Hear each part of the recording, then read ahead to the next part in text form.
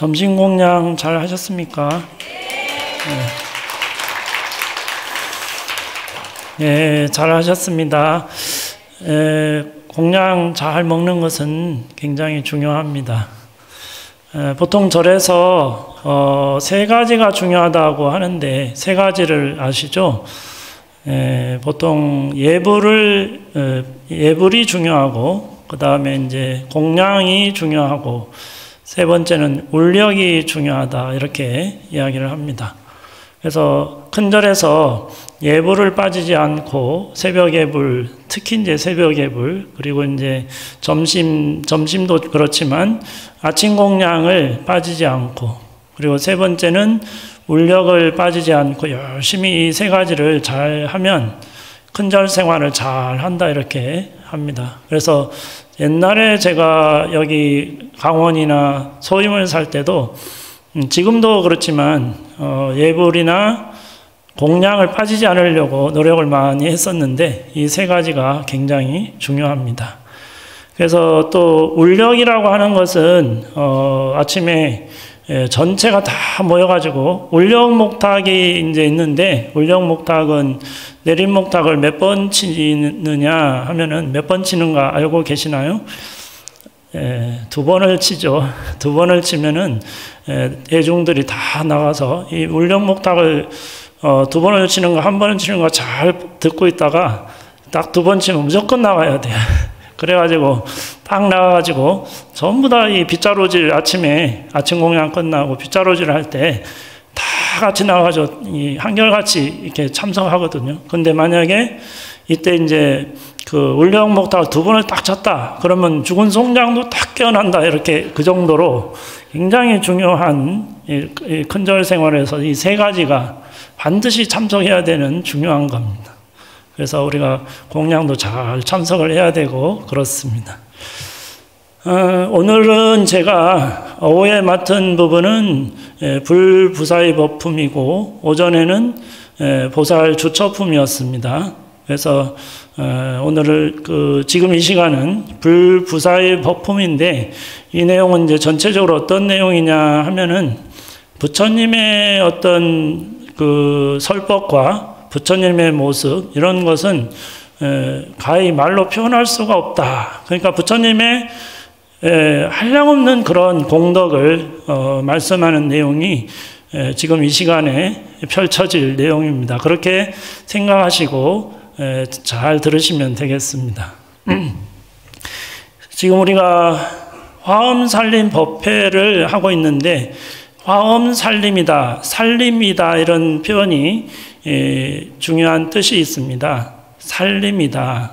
그래서 이 살림이라고 하는 것은 최절인하산 장량공덕림의 준말인데 끝에 글자를 잘 들어보세요. 최절인하산 그리고 장량공덕림 살림을 이렇게 말씀하는 건데 최절인하 그러니까 아상과 인상을 인하라고 하고 아상과 인상의 산이 높은데 그것을 꺾어서 내려야 된다 이런 말씀이고요. 그러니까 화엄경을 들으면서 우리가 아상과 인상을 내려놓아야 된다 그런 말씀이고 그 다음에 장량공덕림이다. 그래서 공덕의 수풀을 잘 길러서 키워야 된다 이런 내용이 장량공덕림이에요. 그래서 화엄경을 가지고 살림을 하는 것이죠. 그래서 아상과 인상을 내려놓고 공덕의 수풀을 잘 길러야 된다 이런 내용이 화엄살림입니다. 그래서 대방광불화엄경 46권 33품을 있는 내용을 가지고 잘 이제 진행을 해보겠습니다. 보살님들이 부처님의 불가사의한 법에 대해서 10가지 질문을 청하는 구절이 나오고 있습니다. 그래서 한 100가지 정도를 질문하고 답을 하는 내용이 불부사의 법품입니다. 그래서 그때에 모인 대중 가운데서 여러 보살들이 이렇게 생각하였습니다. 모든 부처님의 국토는 어떻게 불가사의한가? 모든 부처님의 종성은 어떻게 불가사의한가? 모든 부처님의 출현은 어떻게 불가사의한가? 모든 부처님의 몸은 어떻게 불가사의한가? 모든 부처님의 음성을 어찌하여 헤아릴 수 없으며 모든 부처님의 지혜를 또 부처님의 자유자재하심을 모든 부처님의 걸림없음을 모든 부처님의 해탈은 어찌하여 헤아릴 수 없는가라는 질문입니다. 보살님들이 이렇게 생각하고 있을 때 부처님의 불가사의한 10가지 덕에 대해서 질문을 하자 부처님께서는 청련화장 보살님의 지혜와 신통력을 증장을 시켜 보살로 하여금 답변하도록 하셨습니다. 그러니까 부처님께서 직접 내가 이렇게 훌륭하다 이게 아니라 옆에 이제 보살님한테 한번 이야기할 수 있도록 신통력을 이렇게 주셨다 이런 말씀인데요. 그래서 청련화장 보살은 부처님의 가피를 받아서 각 질문에 대해서 상세히 설명하였습니다. 다음은 그 질문과 답변의 요약입니다. 첫 번째, 부처님의 국토는 어떻게 불가사의한가? 부처님께서는 한량없는 머무름이 있으시며 항상 큰 자비에 머무시고 다양한 몸으로 부처의 일을 행하시며 평등한 뜻으로 청정한 법륜을 굴리십니다. 또한 4가지 변제로 무량한 법을 설하시며 청정한 음성으로 한량없는 국토에 두루하는 머무름이며 깊은 법계에 머무시며 수승한 신통을 나타내시며 장애 없는 구경의 법을 열어 보이느니라. 그러니까 이 말씀은 우주에 충만하사 아니 계신 곳 없으시고 하는 우리의 그 발언문처럼 시간과 공간을 초월해서 계신다 이렇게 생각하시면 되겠습니다. 그러니까 우주에 충만하사 아니 계신 곳 없으시다. 그러니까 온 우주에 부처님은 계신다 이렇게 생각하시면 되겠습니다. 그리고 이제 우리들은 이렇게 통도사 설법전에 머무르고 화엄경을 잘 듣고 있고 이런 것이죠. 두 번째, 부처님의 본래 서원은 어떻게 불가사의한가? 부처님께서는 그지없는 뜻이 있어서 걸림이 없이 평등한 법신에 머무시고 무한한 해탈로 큰 신통의 힘을 나타내시며 청정한 세계를 이루어 중생의 선호에 따라 다양한 세계를 나타내시며 보살의 행과 서원을 원만히 성취하여 부처님의 법을 통달하십니다. 그러니까 여기서는 부처님은 지혜와 자비로 온갖 중생 세계에 가시지만 거기에 물들지 않는다. 그러니까 예를 들어서 지옥에 가도 그렇고 또는 축생에 가도 어디에도 물들지 않는다는 말씀입니다. 우리가 이제 처염상정이다 그러죠. 더러움에 처하여 있지만 항상 깨끗하다. 바로 이제 연꽃처럼 뿌리를 진흙탕에 이렇게 두고 있지만 청아한 그 모습은 변하지 않는다. 그러니까 부처님께서도 어느 곳 어디를 가시더라도 항상 그대로 여여하시다 이런 말씀입니다. 세 번째는 부처님의 종성은 어떻게 불가사의한가? 부처님께서는 그지없는 청정한 몸과 걸림없는 눈, 귀, 코, 혀, 몸, 안이비설신의 이런 것을 가지시어 법계에 두루하시며 모든 법을 분명히 보시고 모든 음성을 아시며 자유자재한 지혜로 중생을 교화하십니다. 네 번째, 부처님의 출현은 어떻게 불가사의한가? 부처님께서는 잠깐 동안에 무수한 세계에서 하늘로부터 내려오심을 나타내시며 보살의 태어남, 정각, 법륜, 굴림 등을 동시에 나타내시어 중생을 교화하십니다.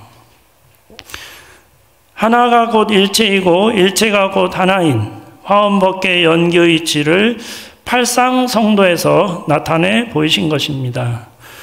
팔상성도는 부처님의 생애를 8가지 모습으로 이렇게 구분을 지어서 이렇게 보통 말씀을 하죠.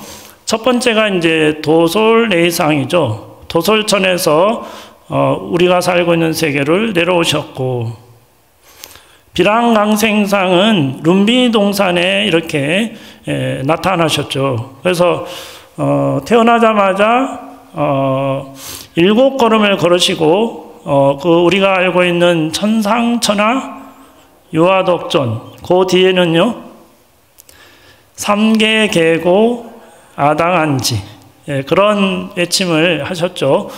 하늘 위 하늘 아래 오직 내가 존귀하다. 3계가 다 괴로우니 3계계고 내가 이것을 마땅히 편안케 하리라, 이런 외침을 하셨고, 여기서 우리가 생각해 볼 수 있는 것은 왜 그 3걸음도 아니고 5걸음도 아니고 7걸음을 걸으셨을까? 그것은 바로 우리가 살고 있는 세계는 육도윤회를 하고 있는데 거기에서 한 걸음 더 내디디셨다. 그러니까 윤회를 끊는 그런 길을 보이겠다는 모습으로 생각해 볼 수 있는 대목이다. 육도윤회가 아니라 7걸음을 걸으신 것. 그리고 삼은유관상이죠. 동서남북문을 통해서 세상의 생로병사의 괴로움을 보시고 이것을 마지막 북쪽문에서 사문의 모습, 출가자의 모습을 보시고 출가를 결심하게 되는 삼은유관상입니다. 그래서 우리가 생로병사의 괴로움에서 우리가 있으니 그것을 깨달음이라고 하는 출가의 모습을 보시고 그런 길을 걸으셨죠. 그 다음에 유성출가상이죠. 유성출가상은 성을 넘어 출가를 하셨다. 그럼 그 성을 뛰어넘으셔서 출가를 하셨을까? 그게 아니라 기존의 관습, 기존의 어떤 왕자의 권위, 이런 것을 다 뛰어넘으셨다. 그래서 평등한 그 길을 가셨다는 의미가 있습니다.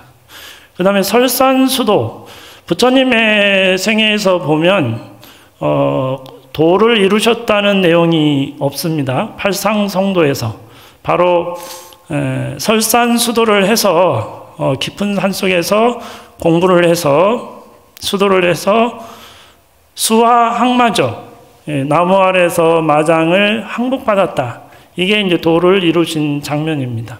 우리가 가지고 있는 이 모든 여러 가지 그 습관이나 이런 것들을 한꺼번에 이렇게 항마했다는 이런 게 극복하셨다. 그런 내용입니다.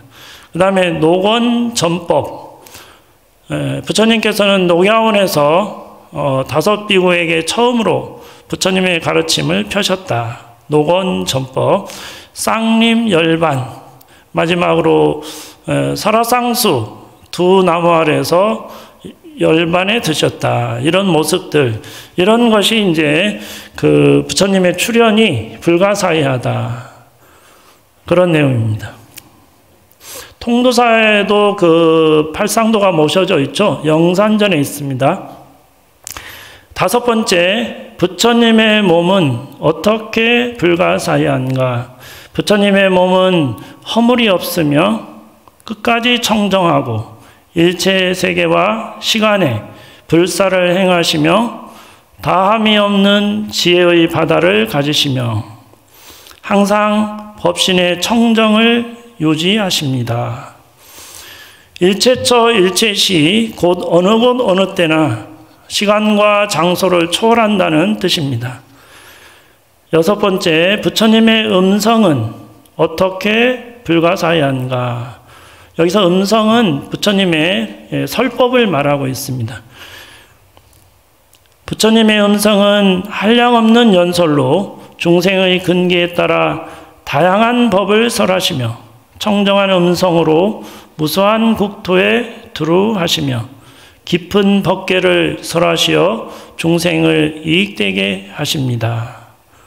중생의 근기에 따라 그 사람의 근기에 맞춰, 보통 근기는 상근기가 있고 중근기가 있고 하근기가 있습니다.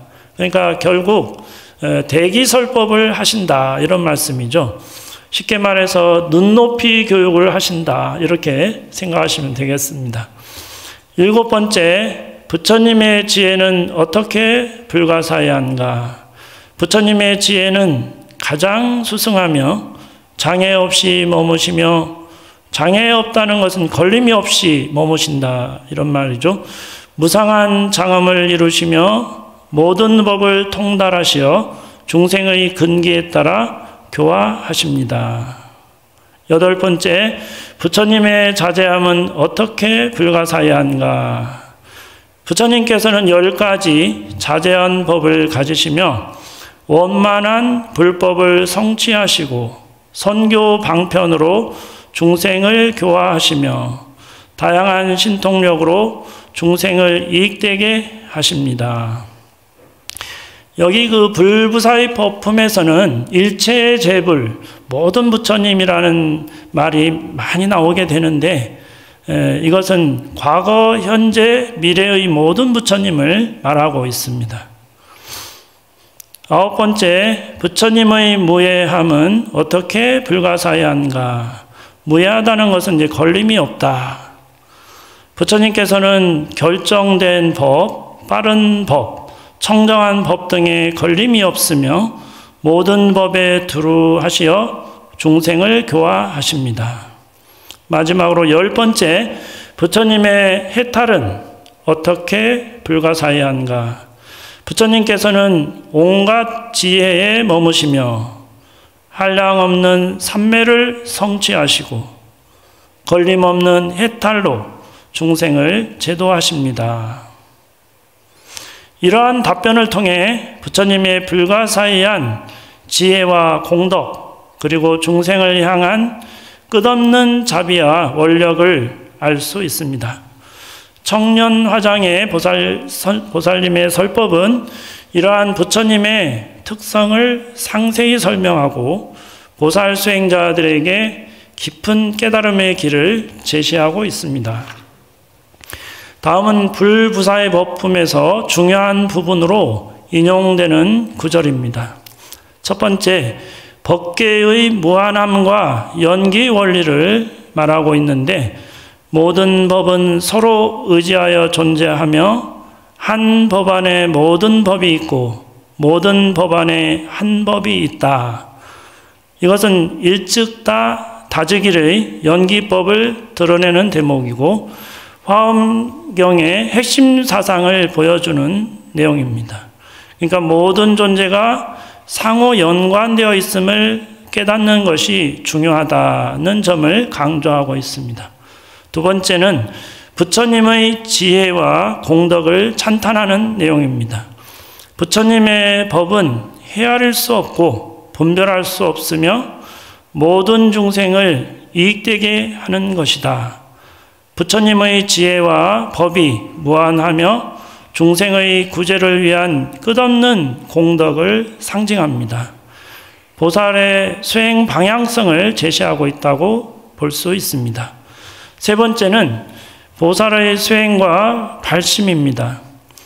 대보살은 중생을 위해 끝없는 공덕과 지혜를 쌓으며 마음을 돌이키지 않고 일체 중생을 깨우치려 한다. 이런 내용이고요.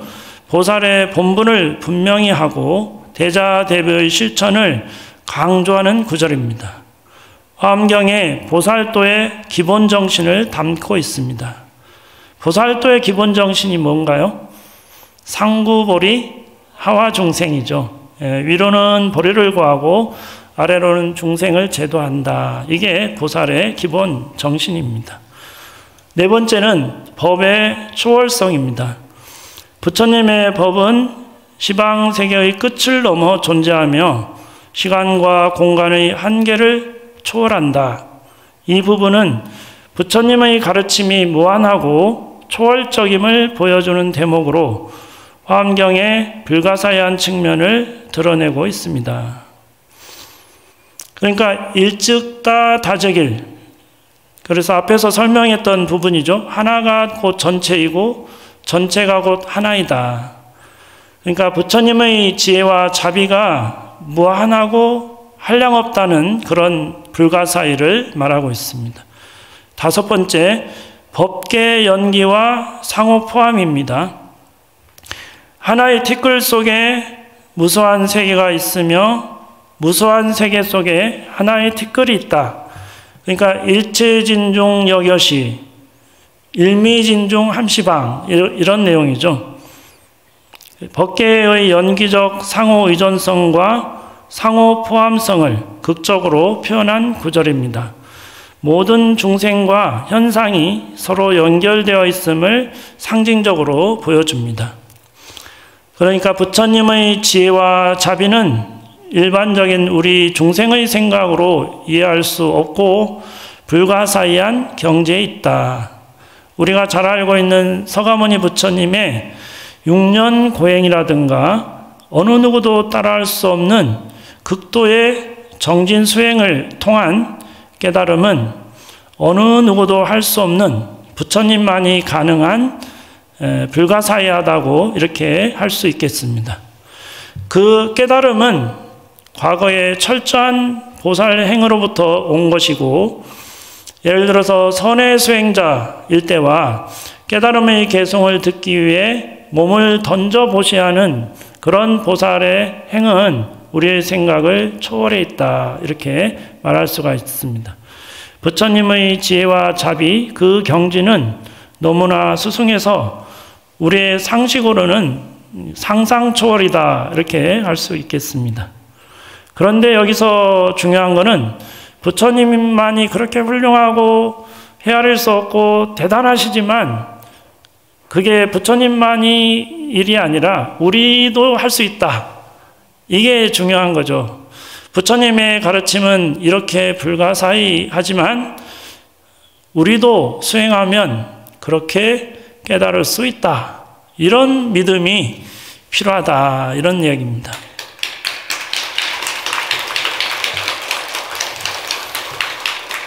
그래서 불부사의 법품에서 부처님의 정말 그 상상 초월이고 말할 수 없는 공덕과 가르침과 이런 내용이 있지만 우리도 이렇게 될 수 있다. 그래서 아주 장황하게 설명하는 이것으로 끝나는 게 아니라 그런 게 바로 우리 것이다. 우리도 할 수 있다. 우리도 반드시 부처님처럼 똑같이 될 수 있다. 이런 것을 설하기 위해서 하고 있다는 거죠. 그래서 뭐가 중요하냐면 신심, 그런 우리도 그 부처님처럼 깨달을 수 있다는 믿음, 이게 중요하다. 이렇게 하는 거죠. 대승기실론에서도 이 믿음에 대해서 이야기 나오고 있습니다. 대승기실론은 마명보살이 기원전 1세기를 전후해서 지은 책이죠. 그래서 여기서는 마음에 대해서 논리 정연하게 아주 이렇게 서술이 되고 있어서 서양의 심리학자들도 감탄을 한다고 하는 내용입니다. 기실론, 믿음을 일으키는 기실론이죠. 기실론. 기실론은 기본적으로 중생이 곧 부처인데 단지 중생의 마음에 번뇌가 쌓여서 불성이 드러나지 않을 뿐이다. 그래서 불성을 드러내기 위한 실천적 수행을 강조하면서 대승의 믿음으로 향하는 이론 체계를 보통 일심, 이문, 삼대, 사신이다 이렇게 이야기를 하고 있습니다. 일심은 우리가 알고 있는 한마음을 이야기하죠. 그러니까 이 한마음에서 모든 게 갈라지고 있습니다. 그래서 한마음 일심, 여기서 이문, 진여문과 생멸문, 그 다음에 삼대. 삼대는 이제 체와 상과 용이죠. 체상용. 우리 마음을 나누어 보니까 체도 있고 상도 있고 용도 있다. 그러니까 햇볕 이제 비유를 하면 쉽게 우리가 이해할 수 있는데 하늘에 떠 있는 태양을 비유로 든다면 하늘에 떠 있는 태양은 뭐가 되나요? 채가 되죠. 그리고 이제 물에 비친 태양의 모습은 상이 되고 모양상자. 그 다음에 그 태양에서 이 물에까지 비치기 위해서 작용이 있죠. 햇볕이 이게 용융이 됩니다. 그러니까 채상용을 이렇게 비유로서 들어보면 이해가 되는데, 우리 마음을 채상용으로 이렇게 나누려면 쉽지가 않은데, 우리 마음에도 심체가 있어요. 근데 우리 마음에도 작용이 있고, 마음을 잘 쓰는 것이 이제 작용이 되겠고, 그렇죠. 그래서 심상을 딱 보면 그 사람의 얼굴을 보면 심상이 나오죠. 그래서 채상용을 이렇게 구별해서 기실론에서 이야기하고 있습니다. 그리고 이제 사신이 있는데 네 가지 믿음이 있죠. 기실론에서는 이 네 가지 믿음이 중요하다 이렇게 하는데, 첫 번째는 깨달음에 대한 믿음, 진여에 대한 믿음, 이게 첫 번째고요. 나머지 세 번째는 뭘까? 세 가지는 뭘까요?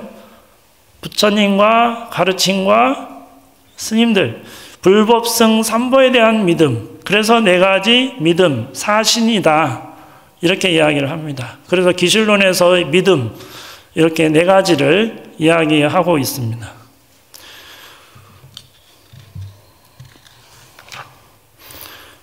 그동안 화엄경 법문을 이렇게 쭉 들으셔서 잘 아시겠지만, 화엄경은 부처님께서 보리수 아래에서 진리를 깨달으신 그 경지를 설법을 그 37, 21일 동안 삼매 드신 내용을 경으로 이렇게 나타내고 있는 그런 내용입니다.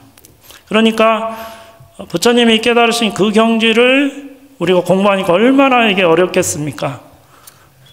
부처님이 깨달으신 그 직후에 그 내용을 우리가 접하고 있으니까 이거는 아주 불가사의하고 어려울 수밖에 없는 그 내용입니다. 그래서 사람들이 잘 못 알아들어서, 여기 계신 분은 잘 알아들으시죠?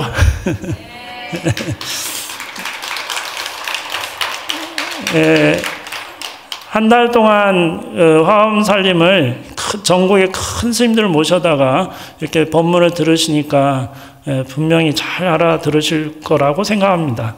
그런데 이제 부처님께서도 대중들이 잘 못 알아들어서 수준을 확 낮춰가지고 아함경부터 이렇게 법문을 하셨다고 하죠. 그래서 아함경으로 그 사성제도 있고 팔정도도 있고 모든 것이 있다는, 윤회도 있고 모든 것이 있다는 가르침으로 12년간 설법을 하셨다고 합니다. 그 다음에 좀 수준을 높여서 방등팔련이라고 합니다. 방등팔련, 보살행도 해야 되고 자비심도 있어야 되고, 그래서 유마경, 승망경 이런 경전이 방등팔련에 해당하는 설법 내용이죠. 그 다음에 가장 많이 설법을 하셨다는 반야부 계통에 22년간을 설법을 하셨는데, 우리가 잘 알고 계시는 반야심경, 금강경, 반야부 계통의 이런 설법을 22년간 하셨는데, 이 내용은 공의 입장에서, 무의 입장에서, 아까는 뭐의 입장이었죠? 유의 입장인데 지금부터는 22년간은 공사상을 설법을 하셨다. 그래서 공사상이 뭐냐 했을 때는 인연 따라 생겼다가 인연 따라 없어지는 이것이 공이다. 우리가 오전에 시간은 있었지만 벌써 흘러갔고 지금은 오후에 이 시간이 됐고 이런 것이 공이죠. 그래서 우리가 이제 그 공사상을 잘 음미를 하고 사유를 하면 우리가 집착할 게 없습니다. 공사상이기 때문에 크게 집착할 게 없는 거죠. 그래서 공사상을 꾸준히 이렇게 살펴보는 게 필요하다 싶어요. 그래서 보통 우리는 그런 말을 많이 합니다. 공사상의 입장에서 보고 듣되 집착하지 마라, 이런 말을 많이 하게 됩니다. 마지막으로 이제 부처님께서는 8년간을 법화 열반시다 이렇게 하죠. 그래서 법화경과 열반경을 설하셨다. 이 내용은 일승사상을 설하셨다고 합니다. 이렇게 시기적으로 이런 시간을 가지고 설법을 하셨고 점점점 수준을 높여서 이렇게 하셨고 내용적으로 보면 상과 공과 성으로 이렇게 설법하셨다고 합니다. 그러면 상의 입장이 뭘까요? 상의 입장은 모든 것이 있다. 모양상태니까 모양이 있다. 있다는 입장에서 설을 하셨는데 그게 이제 우리가 접하고 있는 산은 산이요. 물은 물이로다. 이런 내용이 상의 입장이다. 그 다음에 공의 입장은 무엇이냐? 모든 현상이 공하다.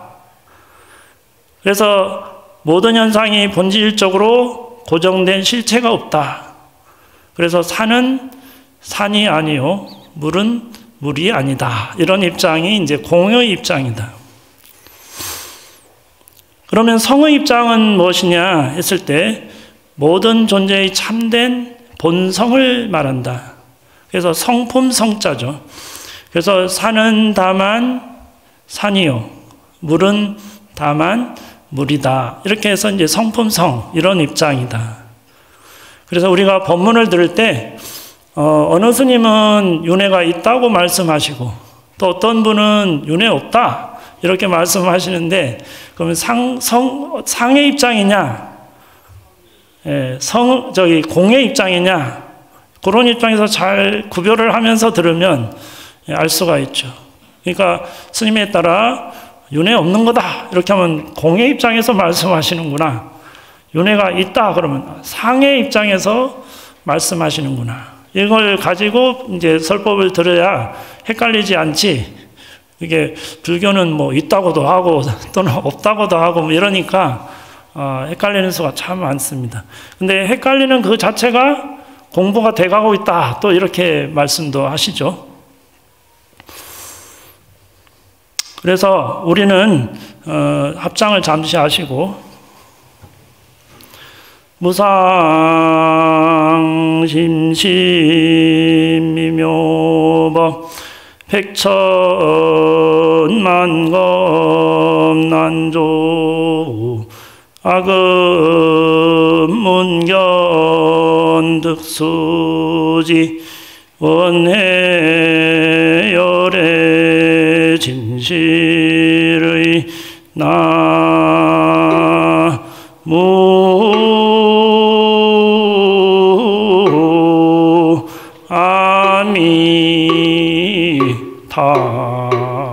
아미타불 덧없이 깊고 미묘한 법 백천만급 지나도 만나기 어려워 내가 이제 보고 듣고 받아지니니 원컨대 열애의 진실한 뜻을 알게 하여지이다.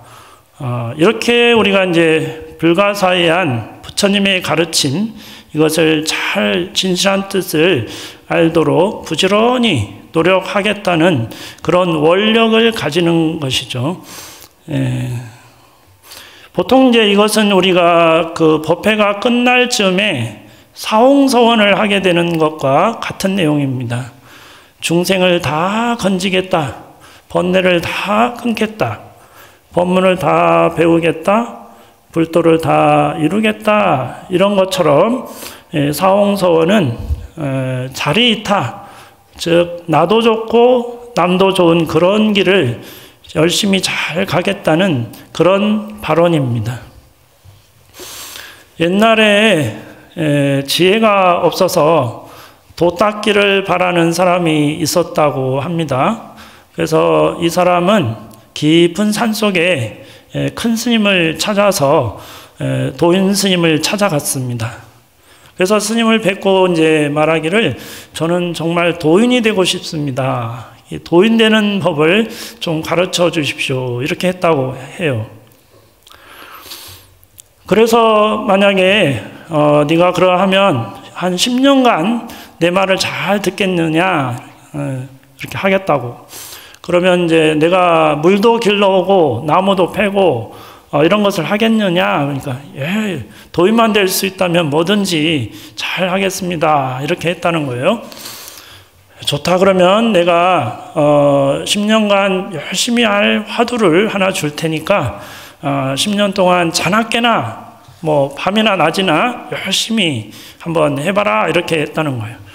그래서 그 화두가 좀 남다른 화두였는데 그 화두는 살짝 하는구나. 암만 그래도 나는 안다. 이런 화두였어요. 예. 그래서 이제 이 사람이 그것만 하면 됩니까? 당연하지. 그런데 중요한 거는 낮에도 밤에도 잠잘 때에도 다 이게 그 일념이 돼야 된다. 그 말씀을 했다는 거죠. 꿈속에서도 이게 돼야 된다. 그래서 이렇게 열심히 이제 그 큰 스님이 가르쳐 주는 대로 살짝 하는구나. 암만 그래도 나는 안다. 이것만 가지고 이제 계속 시간을 보냈는데 10년이 다 돼가지고 큰 스님께 찾아갔어요.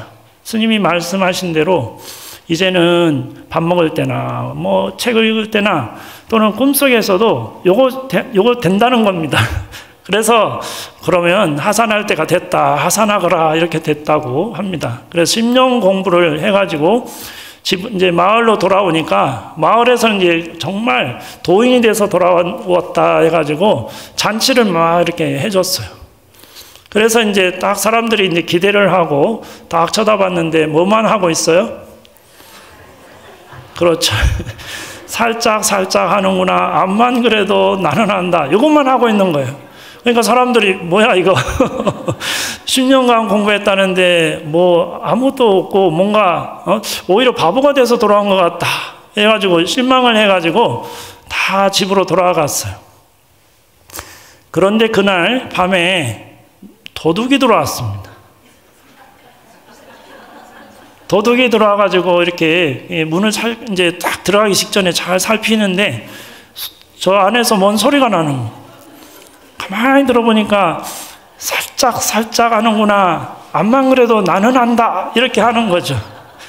그리고 이 도둑이 깜짝 놀래가지고 이야 여기 도인이 사는구나. 얼른 막 주랭랑을 쳤다는 그 이야기인데 그 뒤로 이제 소문이 나가지고 진짜 도인이 여기 산다.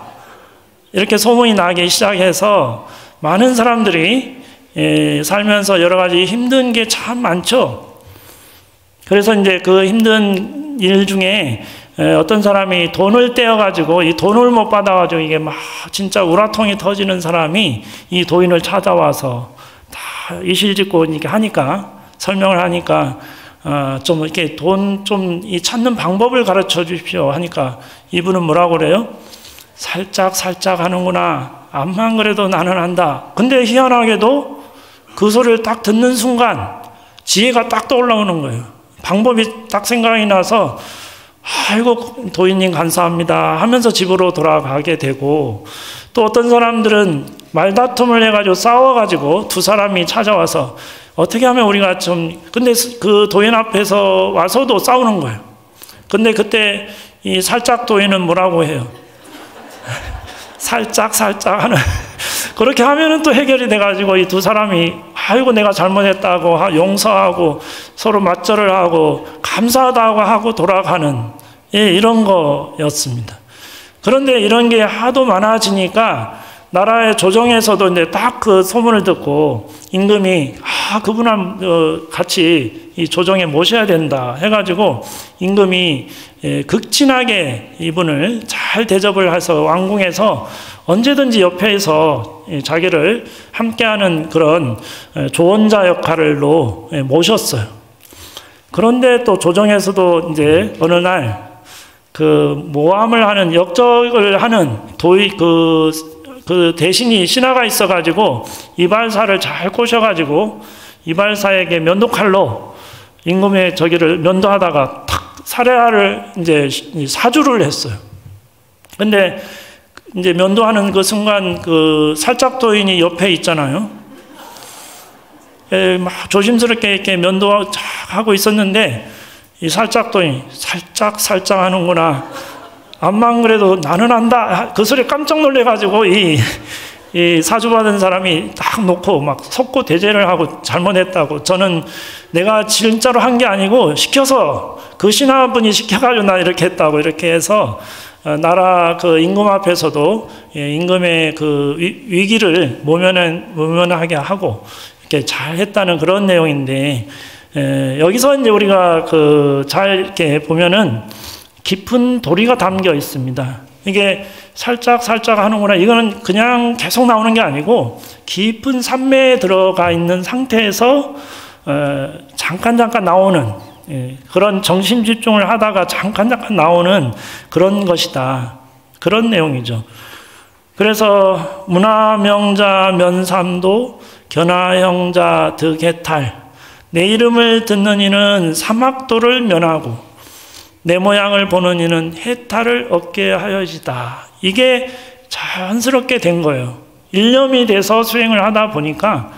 그러니까 아까도 말씀드렸다시피 어떤 연불, 어떤 그런 게 중요한 게 아니라 그 스승이 한마디 하신 걸 절대적으로 믿고 그걸 철떡같이 열심히 산매에 들어서 하는 그것에서 그런 신통이 나오는 거고, 모든 사람들이 내 모양을 보는 다 해탈을 얻고 그런 경지에 이르게 됐다는 그런 내용이죠.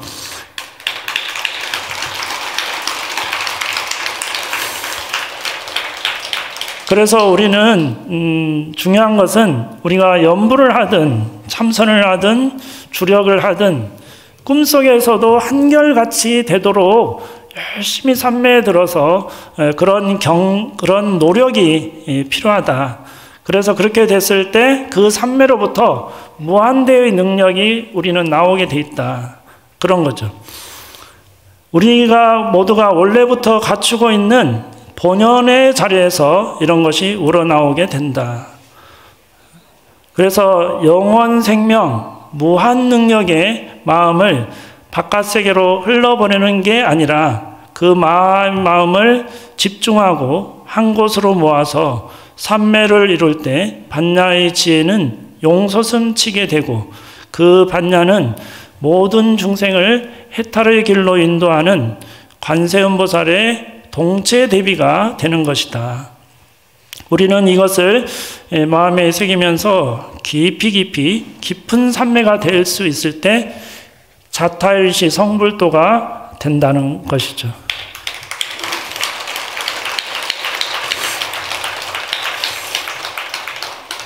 그 조사 스님들 어록 중에서 대스님의 서장이 있습니다. 서장에 생천은 방교 숙하고 숙천은 방교 생하라, 이런 내용이 나오는데 무슨 말이냐면 서툰 것은 익숙하게 하고 익숙한 것은 서툴게 하라, 이런 내용인데, 서툰 것을 익숙하게 한다. 서툰 것은 우리가 뭔가 익숙하지 않은 것에 반대니까, 서툰 것은 우리가 공부하고 열심히 수행하는 것은 좀 서툴죠. 이 서툰 것을 익숙하게 하라는 것은 습관처럼 열심히 해라, 이런 뜻이죠. 서툰 것은 익숙하게 한다. 그러니까 열심히 정진해서 그것을 습관처럼 만든다, 이런 내용이고, 또 반대로 익숙한 것을 서툴게 하라, 이런 것은, 익숙한 것은 우리가 탐욕을 내고 성내고 어리석고 이런 게 익숙하잖아요. 그 익숙한 것을 어떻게 한다고요? 서툴게 한다. 서툴게 한다는 의미는 오히려 이제 익숙했던 이 습관들을 서툴게 반대로 해라, 이런 뜻입니다. 그래서 서툰 것은 익숙하게 하고 익숙한 것은 서툴게 한다. 이렇게 그 대스님의 서장의 가르침이죠. 그래서 이제 오늘 법문 내용을 이제 요약 정리를 하면서 마무리를 할 때가 된 것 같습니다. 오늘 오후에 불부사의 법품을 했는데, 부처님의 지혜나 자비나 공덕은 헤아릴 수가 없고 중생을 위한 끝없는 원력과 실천을 강조한 것이고, 여기서 10가지 불가사의한 덕목은 부처님의 국토나 서원이나 종성, 출현이나 몸이나 음성, 지혜, 자제함, 무해함 이런 것들, 해탈이 중생을 구제하기 위한 초월적이고도 자비로운 힘이란 것을 설파하셨고, 또 모든 법은 서로 의지하여 존재한다는 화엄경의 핵심 사상, 연기법을 통해 모든 존재의 상호 의존성을 깨닫는 것이 중요함을 강조하였고요. 보살은 중생과 함께하며 대자대비로 세상을 이롭게 한다. 진여, 그러니까 기실론에서 4가지 믿음, 진여의 마음자리, 그리고 불법, 승, 삼보에 대한 믿음, 이것을 말하고 있고, 연불이나 참선이나 주력이나 어떤 수행도 한결같은 마음으로 삼매에 이르면 깨달음과 해탈에 이를 수 있다. 이런 내용이었죠. 그래서 대스님의 가르침 중에 생처와 숙처라는 말이 있습니다. 그래서 서툰 것은 익숙하게 하고 익숙한 것은 서툴게 하라는 이 가르침은 어떤 작은 행동도 세상을 바꿀 수 있습니다. 핸드폰이 갑자기 요즘 너무 이게 발전해가지고 그죠? 대스님의 가르침 생처와 숙처 이런 내용이었고, 초심으로 돌아가서 수행과 공부를 꾸준히 정진해야 함을 강조했습니다. 그래서 마지막으로 모든 것은 무상하니 집착하지 말고 수행을 통해 행복과 열반으로 나아가고, 불보살님의 가피를 꼭 믿고 자리타의 정신으로 나와 남을 함께 이롭게 하는 그런 삶을 행복하게 잘 살아가시기 바랍니다. 감사합니다. 나무야